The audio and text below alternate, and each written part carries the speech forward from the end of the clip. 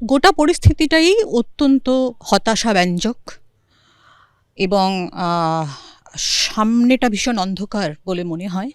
তার কারণ যে সামগ্রিকভাবে সমাজ এবং রাজনীতি দুটোই নিয়ে আমরা যদি দেখি যে একটা সাংঘাতিক আদর্শহীনতা এবং দুর্নীতি গ্রাস করেছে, যার ফলে মানুষ পারস্পরিক বিশ্বাস, আস্থা সমস্ত কিছুই হারিয়ে ফেলছে।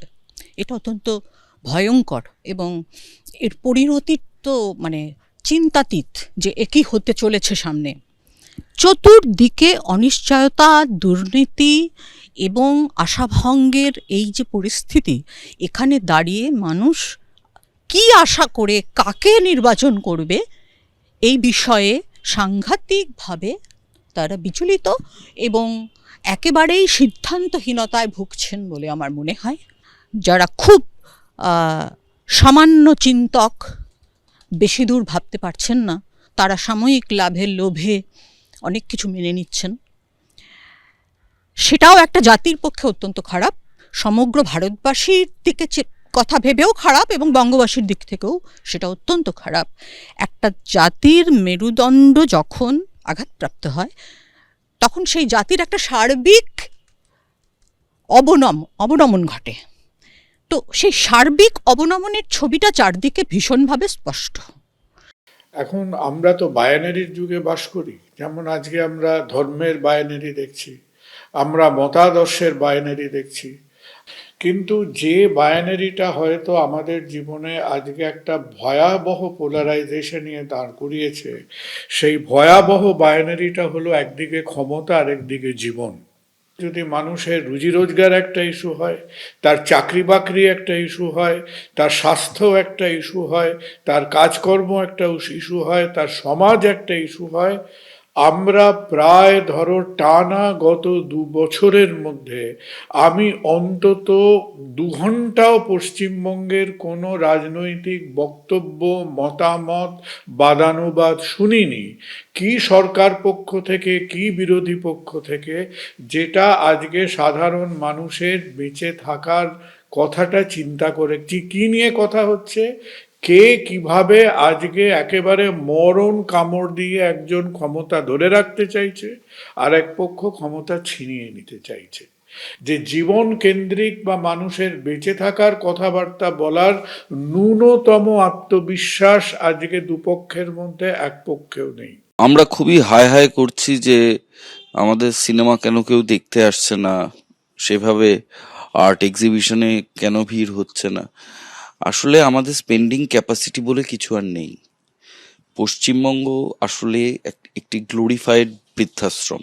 সেটা আমার স্পেন্ডিং ক্যাপাসিটি আছে বলে হয়তো আমি সহজকে একটি বেসরকারি দামি স্কুলে পড়াতে পারছি, কিন্তু আমারই মতন প্রতিভাশালী কেউ থাকতে পারে যার স্পেন্ডিং ক্যাপাসিটি আমার বাবার মতন। এবার তাকেও যোগ্য দৌড়নোর যে জায়গাটা আমি আমার সময় পেয়েছি, আজকে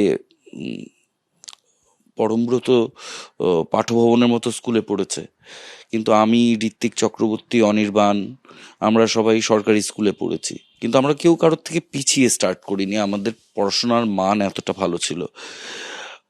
এই বছর জয়েন্টের রেজাল্ট বেরিয়েছে পুজোর কাছাকাছি।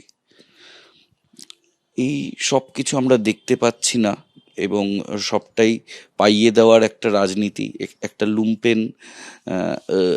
লুম্পেনগিরিকে সেলিব্রেট করা এবং অর্থের, যাদের অর্থ আছে তাদের একটা অর্থের অশ্লীল প্রদর্শন এই হ্যাভ নটসদের মধ্যে আরো প্রকট হয়ে উঠছে এই শহরে। ফাঁপা হয়ে যাচ্ছে, আমাদের রাজনৈতিক বিচারবোধ ক্রমশ তলানিতে গিয়ে ঠেকছে এবং আমরা একটা মেসি সিচুয়েশনে আছি গোটা বিষয়টা নিয়ে। সেটা মেসির আশাতেও বোঝা গেল। তো আমাদের মনে হয় চোখ খোলা দরকার যে যেটা হচ্ছে সেটা ঠিক হচ্ছে না এবং অনেক দেরি হয়ে গেছে। আর দেরি হয়ে গেলে আমরা ভবিষ্যৎকে কি মুখ দেখাবো আমরা জানি না। সবচেয়ে বেশি নাড়িয়েছে হচ্ছে অবশ্যই আরজি কর ইনসিডেন্ট, এবং সেখানে আমি আরজি করার সময় মানুষ যেভাবে রাস্তায় নেমে এসেছিলেন সেটা সত্যিই মানে আমার দেশের মানুষ, আমার রাজ্যের মানুষকে মানে স্যালিউট করা ছাড়ার কোনো উপায় নেই। কিন্তু তারপরে আমি বলছি কসবা ল কলেজের ঘটনাটা বা অন্যান্য জায়গায় ঘটনাগুলোতে সরকার বা প্রশাসন যাদেরকে মানে আমি বলছি হেড অফ স্টেট, তাদের যে রিয়াকশন ধর্ষণের প্রতি এবং ধর্ষকদের প্রতি, সেটাই আমি মানে নাড়া দেওয়ার তো বড় কথা হচ্ছে আমি ভয় পেয়েছি। কর্মসংস্থান নেই এবং যতটুকু ছিল সেটুকু আর থাকছে না, সেটা খুবই দুশ্চিন্তার বিষয়। লার্জলি আমি যদি আগামী 10-15 বছরের কথা ভাবি, আমাদের অবস্থা কিন্তু শোচনীয় হয়ে গেল।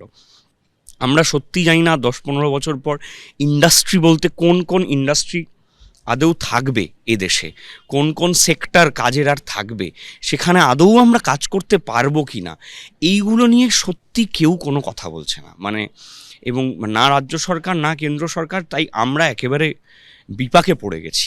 ভারতীয়দেরকে বাইরে থেকে চলে আসতে বাধ্য করা হচ্ছে, ভিসার প্রবলেম হচ্ছে, ওয়ার্ক ভিসা শেষ হয়ে যাচ্ছে, তাই বাইরে চলে যাওয়াটাও এখন আর কোনো অপশান থাকছে না।